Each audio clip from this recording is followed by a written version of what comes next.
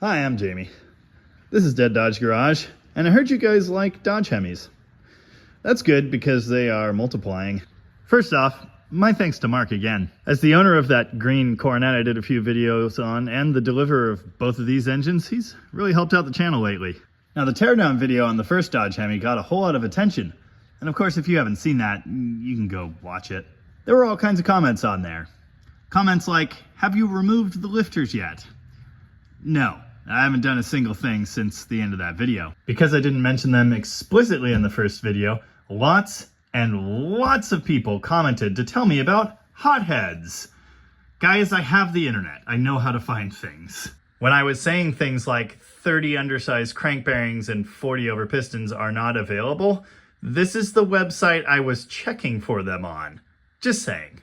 But if you don't know, Hotheads is your main and maybe only resource for early Hemi parts. They are the people, so give them a call if you need this stuff. A lot of commenters noticed the knurling on the skirts of the pistons, which I didn't say anything about. This is done to slightly increase the size of your piston to fill an oversized bore. Suffice to say, this engine has been rebuilt and destroyed multiple times. A good few commenters said this was probably an agricultural engine out of like a piece of farm equipment or something. There is an engine number on every one of these, and there is a list that you can look at. And I did. It's a truck bus engine. A good few commenters said, that can't possibly be a 58 or later engine. Those didn't exist anymore. Listen, dude, the casting number says 7858. Can you read? I can read. And that listing I mentioned a minute ago that has all of these things in it lists it as being available that late. And these cylinder heads have the very last early Hemi head casting number ever used. Why do people always think I'm a moron? Maybe it's every single thing about me. Anyway, moving on. The biggest comment I got, the thing I read the most was, save that engine! You gotta save that engine! Like, do people think I'm gonna scrap it or something? I'm gonna do everything I can to put this back together. The problem is, the block is damaged, the bore is bigger than any piston that is available commercially now can accommodate, and the crank is already ruined at 2020. And if there are no undersized bearings to go past that, how am I supposed to reuse that? I would never scrap a relic like this. That's not who I am as a person. If I can't make it a working engine again, it'll make a really nice table. But one way or another, it'll be preserved for future generations. What I've been looking for is another crank, a set of rods, a set of pistons, and maybe a better block. So, imagine my surprise and delight when this engine showed up on Facebook. This story is actually even more hilarious than both of these engines came from Mark. This engine, I believe, was on Marketplace when I picked that one up. And this one was about an hour from Mark's house. It wouldn't have been any big deal for me to grab this at the same time. There's actually a third one up there too, but that's a different story altogether. The seller of this engine is a hardcore Mopar guy and collector named Brian. I'd been eyeing this ad for some time, but because it was 3 hours from my house, I couldn't be bothered to go pick it up. Thankfully, Mark offered to do that for me, since he had to come back down here to get his Coronet anyway. Convenient. Ooh, mechanical fuel pump. Supposed to have a glass bowl on it, which is gone, but that's cool. It doesn't seem to actually work, but this is a rebuildable pump, so we might have to get into that later. Look at how nice and clean this engine is inside. This is great. There's like no ridge, no horrible scrapes or anything like that, and no rust. These gaskets would have been good except for, well, some stuff happened. But no worries, I've got spares. Seriously, given what I have to work with, this is like best case scenario. It's got 40 thou pistons in it already. I mentioned those aren't available commercially now, but they used to be. All right, we've got a little light rust on this side. That's not bad at all. That'll clean right up and we probably won't even see any pits. There's some tree garbage. Ah! Yeah, we'll save this one. It's not all crushed. Well, it's kind of goofed up too. Felpro. Patent pending. That's cool. There are many, many similarities between the first engine and this one. For one thing, it's got the same exact casting number. And of course, because it's the tall deck Dodge engine, the 315, it's got ears on it. Those can be used to mount this thing where an LA Mopar would have been, which is kind of what I have in mind for this deal. Yeah, we'll see though. The casting date on this one, November 5th, 1956. Something, remember, etc. Now obviously someone's already been in here. It was nice of them to leave this for me. It's not even all ruined, although it is full of stuff. Ugh. We've got a can lifters. These ones actually move, mostly. Yeah, a little bit of that rust dust got in here. That sucks. This thing's gonna need a full clean out. Ooh, bolts. Well, this is interesting. There's actually grease smeared on the cam. Was it like just put together? Or did they do that to protect it? Yeah, same on the lifters, although they're used. It's an interesting pattern. Now this engine doesn't have a harmonic balancer. The other one did. I actually think this might be a part from a later engine that was adapted onto that, but that's cool. We'll probably end up using this one way or another. Now I mentioned the stamped ID number that allowed me to identify that other engine. Here's the number on this one, VT538-5038. Back to our trusty list here, we see that VT538 is an engine number for a 1957 Dodge truck. 1957 Dodge truck. Poly head engine. Listen, it doesn't matter. Hey, what do you know? The ID number off of the other engine, M8-D6, is listed as 1959 Dodge truck 315 Hemi. Any more questions? A 315 industrial engine would say that on it, so definitely not that. Now I haven't covered the bad yet, and the reason this engine was also very affordable. This block has actually been cracked and repaired down the driver's side here. I think it's fine, but if it's not fine, we'll just hone out this block and move all the guts into it. After a good cleaning, of course.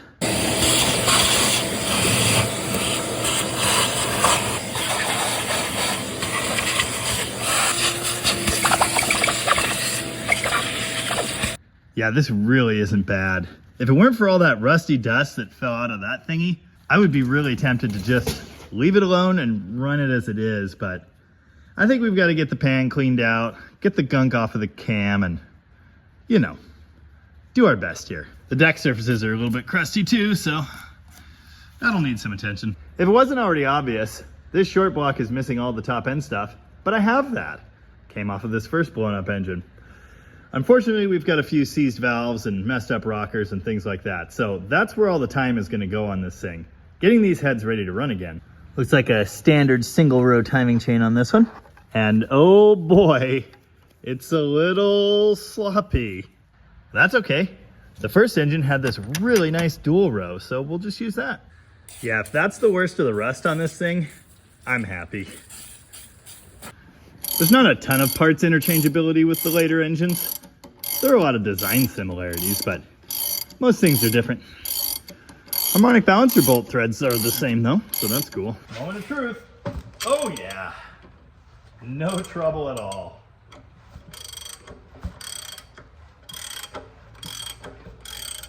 Should I just like run it? I'm really tempted to just run it. I'm gonna have to get an oil pan gasket if I take it apart. All right, decision was made for me because I just noticed the pan's been off and there is no gasket.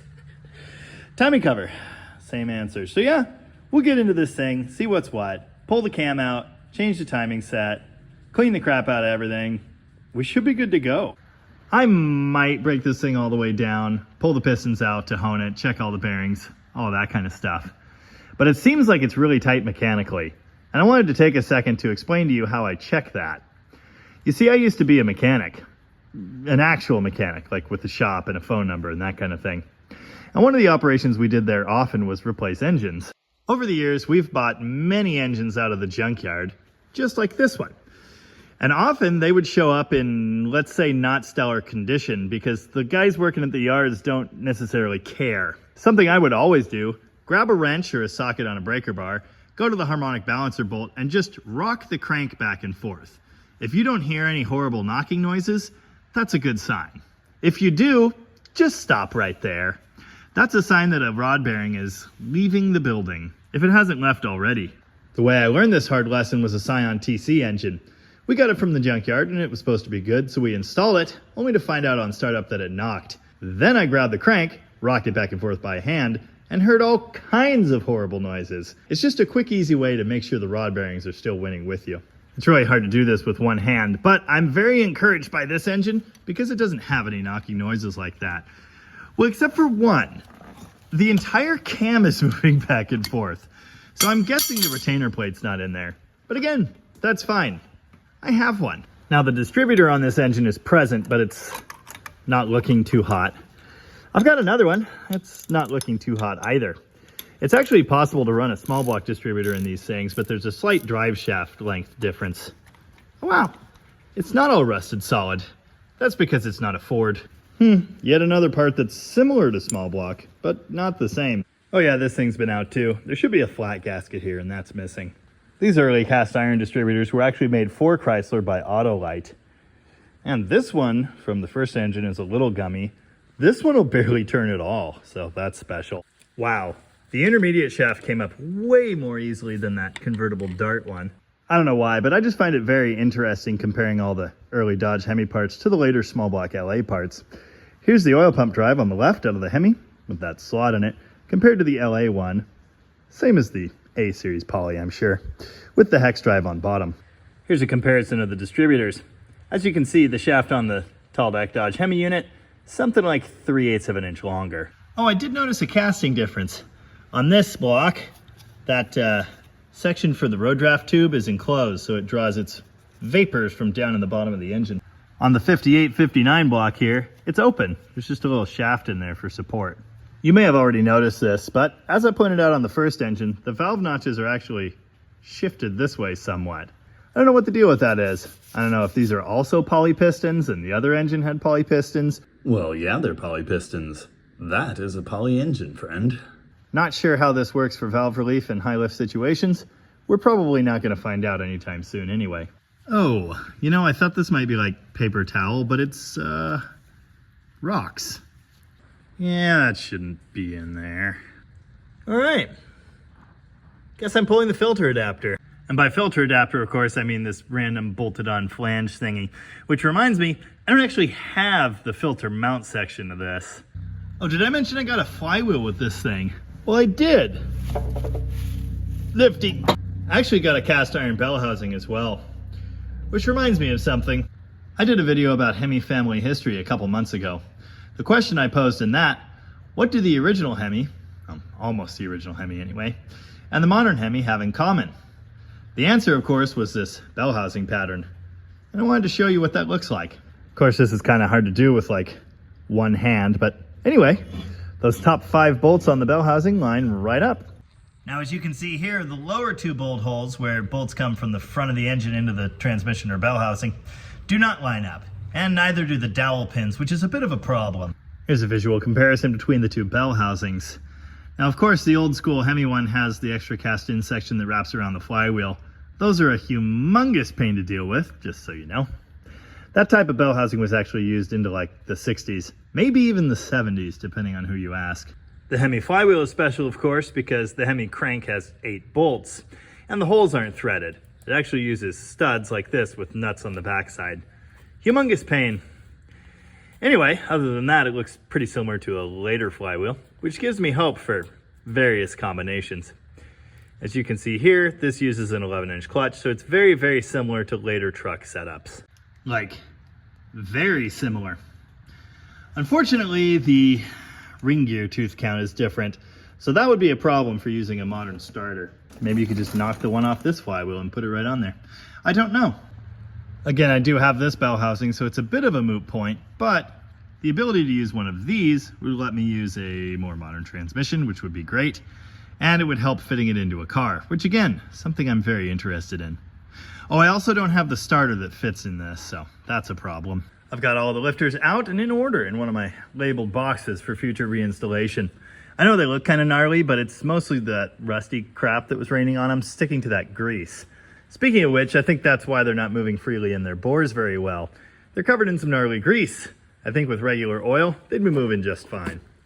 Now with the sticky lifters and that gummed up distributor pulled out, this thing turns like butter, so yeah. Aw, crap, I have to correct myself. Earlier I said this was for the road draft tube, but it's not. This is for a filler neck and breather. The road draft tube comes off the plate, the valley breather thing. Which, again, full of rust on this engine for some reason. Up periscope.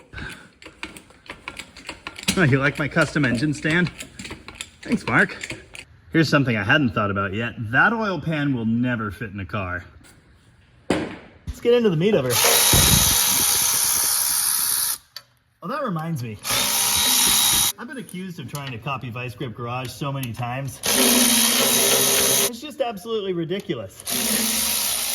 But I get so excited when someone recognizes what I'm actually doing, which is copying AVE.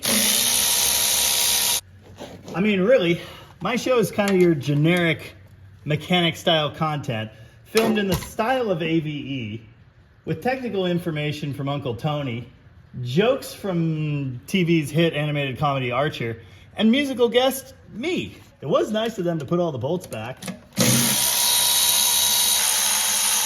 Oh, it did spend some time sitting in a field though, apparently. Oh, I am getting bored. What's holding it on there? Fear? That's not so bad. Here's our first look inside Dodge Hemi II, the Revenge of the Rust. Poly. It looks good. That's like a new oil pump. Is that a good sign or a bad sign? Not sure. I gotta pull this thingy off and look for more mud. Pickup's pretty clear. Only some mild carbon buildup. Oh yeah, apparently there's like a storm going on. Also a flood warning, so that's cool. Oh yeah, I just remembered. Another comment I got on the first video was that the Dodge and DeSoto Hemis were the same size. No, they aren't. Why do I have to explain so many things that could be found with a Google search? Here's a comparison between the Dodge Hemi pan and an LA pan. The LA engine, of course, a descendant of the DeSoto Hemi. They're a very similar architecture, although not exactly the same. And of course, the timing covers are a little different as well. But you can basically see the length difference right there. Having said all that, I just realized how I could pretty easily make an oil pan gasket. All right, I am glad I didn't just run this thing. The chunks rolling through the oiling system would not be great. Which is to say nothing of the monumental leakage.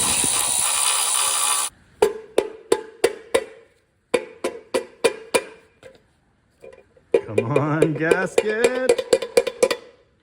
Yeah, no gasket. I keep accidentally throwing my phone across the shop, and I seriously don't know how it isn't smashed yet. Anyway, figured out all that movement. The gear is loose, but that's still a pretty sloppy chain, so hopefully we can use the other one. Oh, the oil slinger's here, which is cool. Ooh, pro tip. Your cam button goes the other way, not dish out, dish in. And I know that because I once installed it like this in my Barracuda, and the inevitable happened. Woodruff key is a little stuck. Oh, neat. They broke a bolt in there and couldn't get it out. Carefuling. Carefuling. Oh, come on. There you go. Nice. Just a little gross. Yay. Cleaned up the cam and it's actually in really good shape. I think it's just stock. There's a pretty good rust patch right there. There's one little ding here, but in general, the cam bearings look really good. I was planning to go through the oil pump anyway, which is good because it doesn't really turn the smoothest sometimes. Oh yeah, we'll be cleaning that. Well, all right. If a thing's worth doing, it's worth doing right-ish. Like I said, right-ish.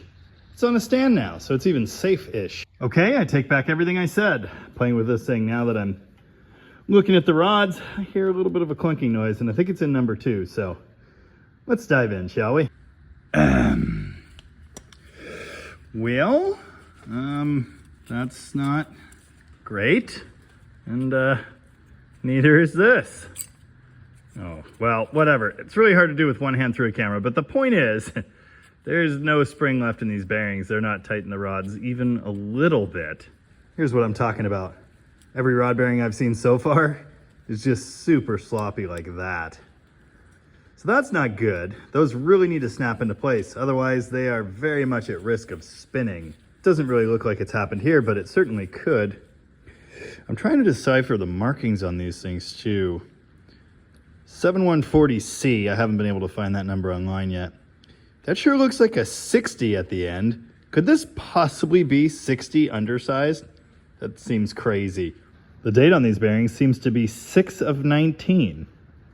If that's correct, that means someone rebuilt this thing 5 years ago. Not even. Okay, that wasn't the noise though. You can't hear it, but the rod's not tight on the pin. It rocks like a lot. There you go. I shouldn't do that. I'm pulling them out of order here, just on amount of suspicion, basically. This is the number 4, and these bearings actually are tight. These seem fine. You know, somewhere, but I'd call those usable. Now this is weird. The pin on this one is chunkier. This looks more like a 273 pin. I'm not sure what to think about that.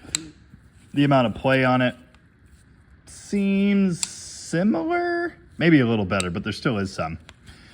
Little bit of bad news here. The top ring is broken in half. And judging by the wear marks, it has been for some time. It's hard to tell on camera, but yeah, there you go. You can see it's shiny on both ends of the brake from going up and down that way. Yeah, I think I found the noise. Yeah, I mean, obviously it doesn't look the best. Anyway, doesn't move so much on the small end, but that's mostly because it's full of rust. I got it to move a second ago, but yeah, there it goes. Here's the number 1 piston. Little crusty, but the rings move freely and they're not broken. The bearings fit well in this, but again, there's some rock at the little end there, the piston pin. Did I say number 1? That was number 3. Anyway, here's number 5, and there's a bit of a problem. The top ring kind of missing some stuff, and the bottom ring is not here at all. Oh, here's number 7 rod, and that is the worst one yet. It's just not tight at all, and there's a horrible groove in it. Oh, cool. The top half is even worse somehow. This had to make noise. Like, it had to. It's just crazy. Yeah, so it's pretty much all bad news in there. Let's look at some good news. The crank looks beautiful. I have no idea what size it's finished at. I need to figure that out. Of course, I'm notoriously bad at measuring, so yeah, that'll go great. But it spins freely, feels really good. The end play or thrust of the crank looks right in spec. That's pretty good. What I really needed here was a better crankshaft and a better block, which I don't know if I got that or not. I needed 840 over pistons, and I have that. And I needed at least like 2 rods, so yeah. I mean, we're moving in the right direction, but unfortunately this thing is nowhere near runnable. Wait, why are the main bolts not tight at all?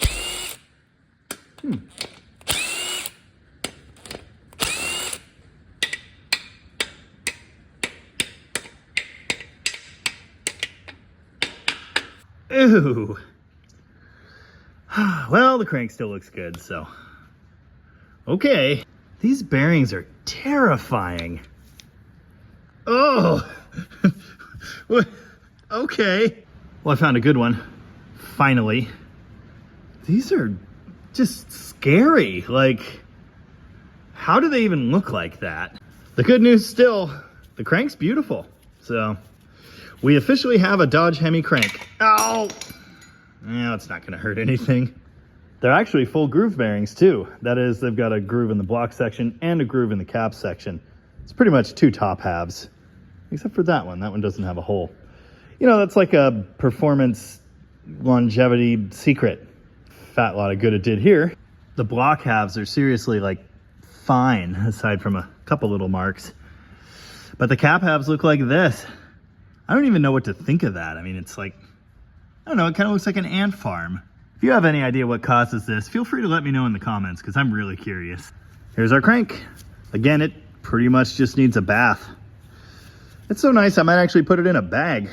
The only information on this bearing is a number, S6951. No undersize information, no date, which is always handy. Nothing, but it appears to be the same as a small block LA engine main crank bearing. And that's 273, 318, 340. 360 bearings are different. You know, these LA engines are really what I know. That's kind of why I'm comparing to them. I've got a bunch of that kind of stuff around. Yeah, it's really part of why I'm so interested in these little Dodge engines, because they're so similar. Here's a 273 piston and rod assembly on the left, and the Dodge 315 piston and rod on the right. With them aligned at the parting line, you can see how much longer the Dodge Hemi rod is out of the 315 compared to the LA. The rings on the two pistons appear to be basically the same. The pin heights, very similar. Now this is a raised compression 273 piston, so it's got the big lump on it. A standard piston would be a flat top with valve reliefs, and it would be very similar to the Hemi design. Not the same, but similar. That means 273 rings will fit in this thing. Great, except they're also not at all easy to find. Now here's the obvious difference. The big end of the Hemi rod is a good bit bigger than the big end of the 273 rod. You can see essentially the entire 273 rod bearing fits inside of the Hemi rod. The main journals are the same, 2.5 inches. It looks like the bearings actually interchange, although the rear one in the Hemi has an extra groove in it. Not sure what that's about. The point is, I have a bunch of 318 and 273 main bearings, so I may be covered in that regard. The difference between the two rod journal sizes, in factory size anyway, 0.125, an eighth of an inch.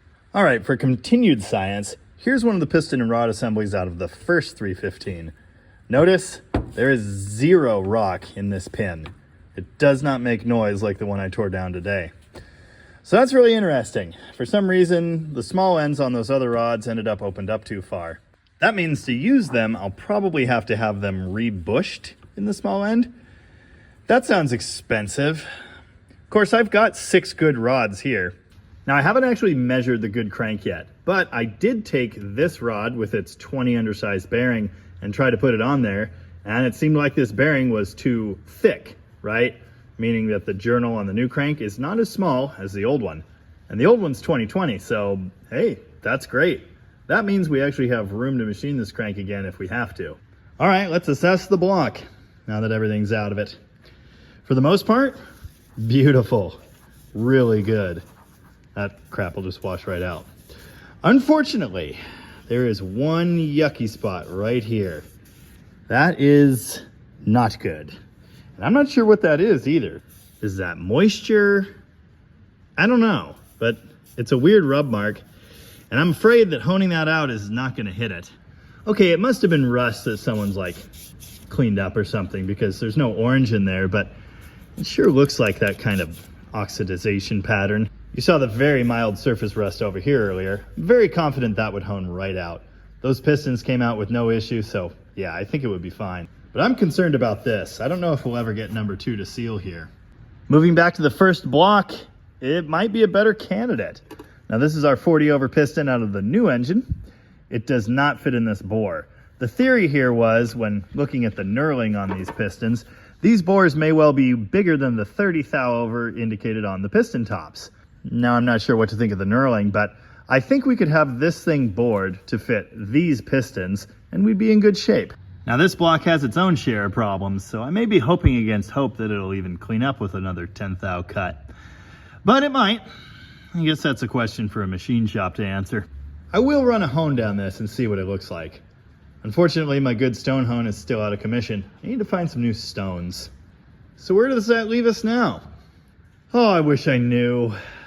Time to load all this stuff up in the truck and take it to someone smarter than me, I think. I'm fairly sure that if we lightly bore that block, clean this crank, bush those rods, clean up those pistons, buy some bearings, source some rings, oh yeah, unseize all of the valves and completely rebuild the heads, and then source a bunch more of rare and desirable and hard to find stuff, we'd be able to build one 315 Dodge Hemi, and that would be cool.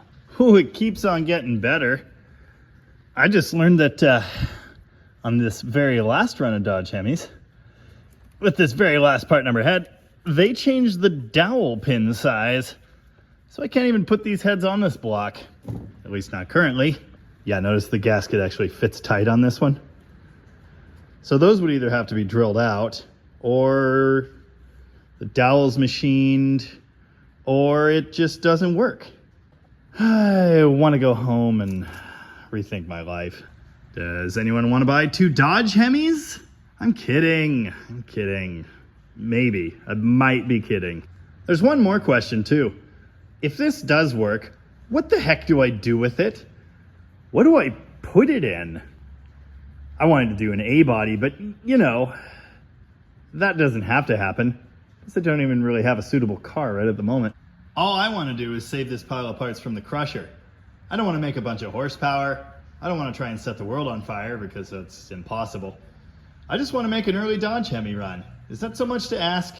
After that, I have no idea what to do with it, so I don't know. If you've got any great ideas, let me know down in the comments. How is this even possible? Well, what did we learn? I have no idea. I guess we learned not to do it again. We learned that every one of these ancient engines, being generations old, has lived several lives and seen some things that we could hardly imagine or comprehend. We learned why Hemis that actually run are so expensive. We learned what the inside of a 70-year-old Hemi crankcase breather looks and smells like. Bad. And we learned, as usual, we have a lot more to learn. Well, anyway, I'm going to keep you posted on this. I'm still scheming. I need to do some more measuring, dig around for some parts on the internet, and contact my local machinist. Hopefully he's willing to deal with this nightmare. Until next time, which should probably be a cylinder head teardown. Thanks for watching. And remember, that's bad. Okay, really what we learned once again is I'm super good at making messes. I'm running out of space. Yeah. They're firing at us!